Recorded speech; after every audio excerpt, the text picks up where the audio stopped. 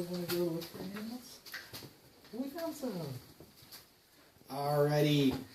These are very ancient cave paintings back from the far distant year of 1966. It's a concrete retaining wall, holding back that giant sinkhole we saw earlier. Honestly, they just put this up because they got tired of scooping dirt off the pathway. It's actually a non-weight bearing wall. Trust me, a lot of people feel relaxed about hearing that. It's not going to fall down, I promise.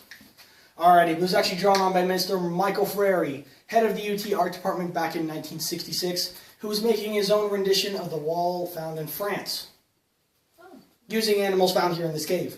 One of them being the giant ground sloth. Now, you guys have seen Ice Age before, right? Oh, yeah.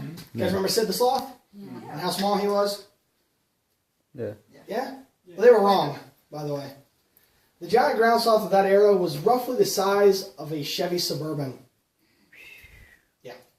And reports from up in Waco tell us that they found one that was twice that size. These guys were huge. Now, if anyone's really into their Ice Age lore, I guess, you might remember the Galiltodont from the Migration at the beginning of the first movie, where Carl jumps off of the ledge. No? Yeah. Go watch Ice Age. And you'll see those are actually Galiltodonts, ancestor to the armadillo, who actually had scales that were fused together to make their shells, and some did actually have spiked tails. Now, these guys here actually got to be roughly the size of a Volkswagen Bug. What? A punch buggy? Slug bug? Very tiny car. Alrighty, so we also have the Equus, an extinct form of horse native to North America, who was only 3 feet tall at the shoulders. Talk about a little tiny fella, roughly the size of a large dog. Actually very dog-like in stature as well. Alright, but the next guy here on our wall is, of course, the king. It's the black-tailed prairie dog. Oh, he's hiding. He is hiding. Now, he is the king of our wall because he is the only species that is not extinct today. Everything else is kind of kaput, gone. Now, what really gets me, though, is have you guys ever seen that YouTube video of the overdramatic... Dun, dun, dun. Yeah. Does that not look familiar to you? It's pretty close. I'm trying to figure out how old is that video. If this was drawn in 66, how old is that video? Couldn't tell you. Yeah, that's a little off-putting, actually. Alright, but our next guy is the saber-toothed cat. Now, this is actually a different form of cat known as the scimitar cat.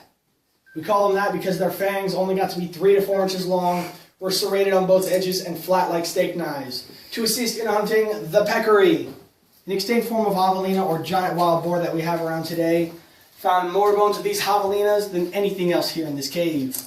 And then they found the camel, native to Texas, and they dubbed it the Camelops. They're very horrible at naming things, by the way. Just a little heads up. Alright, these guys right here were around during the last Ice Age era, where they should not have had a hump, because again, Ice Age era, should have been enough water that they didn't have to store it. There was no water, there was a glacier to lick. Something. Alrighty, these guys right here were like the camels of nowadays, about 7 feet tall, not exactly cave-sized, but neither was the big guy. The big guy here is our Columbian mammoth. A lot of people like to say woolly mammoth, but they only come as far down south as Kansas. After that, you run into these fellas. Largest one ever found was roughly 18 feet tall at the shoulder, had tusks over 16 feet long. Wow. And if you've seen the giant mammoth statue up in the dining area, you'll see it has large curved tusks. When the tusks curve like that, that tells you it's a male mammoth. But when they're straight like these, that tells you this is a female mammoth. And even though we have a human drawing right there, they're just a size comparison. They found 0 signs of human civilization here in this cave. Now, have you guys ever read or seen Game of Thrones? Yes. Alright, well, the way they depict them in the show is they're roughly the size of a regular wolf. That's actually very wrong. I tell you that because we actually have a direwolf jawbone up in this display case. Direwolves were 3 to 5 times the size of the wolves that we have around today. The wolves that we have around today on their hind legs stand about as tall as I do, if not taller. So we're talking about 3 to 5 times that for a direwolf. That is a very big puppy. Puppy. Yeah. And then right on up over here we actually have a half uncovered mammoth tusk. By half, I mean only like 2-3 feet of it out of 16. So not even half. But they partially uncovered it. And it was whole at one time until someone actually broke here into this cave, tried to steal it, and since it was non-fossilized, when he pulled on it, it shattered into thousands of pieces. Yeah. It's cool to see it on the inside. Been a lot cooler to see it as one whole piece. Mm-hmm. You see it? Yeah. And I know someone's wanting to ask it, but no, they didn't find him. Unfortunately.